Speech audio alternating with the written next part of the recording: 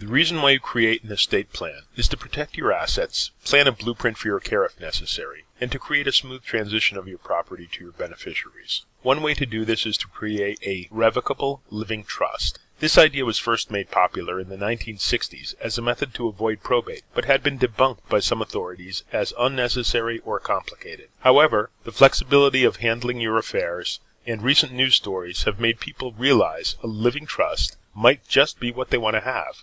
What a trust will do is to create a fictional legal entity, the trust, which is a vehicle to hold property you transfer to it, and legal title is held by its trustee for the benefit of its beneficiaries.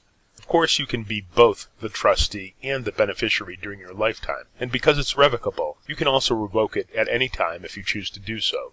The main benefits of the trust are to 1. Reduce or eliminate probate fees, 2. Preserve the privacy of your estate, 3. Manage your financial affairs when you're not around or able to take care of them, and 4. Avoid the pitfalls of probate. Many of these pitfalls were recently documented in newspapers such as the Hartford Courant during its 2011 series on the probate courts. At Basil-Legal Services, we do believe that probate judges are genuinely interested in the welfare of the creators and beneficiaries of Connecticut estates, and please note, eliminating their oversight can remove a safeguard if you've chosen an unscrupulous trustee or successor trustee. If you think a living trust is right for you, in order for it to be effective, you'll have to fund it and make sure that the trustee is the legal owner of the assets you want to be kept in trust. This would include a properly drafted deed for real estate, as well as a change in ownership of accounts and changes of beneficiaries in retirement accounts and pensions, among other things. You would have to ensure that you take these steps in order to activate the trust. Even if you have a living trust, we'd still recommend that you have a will, known as a pour-over will, to take care of any assets that aren't in the trust or that come into your estate after the time of your death.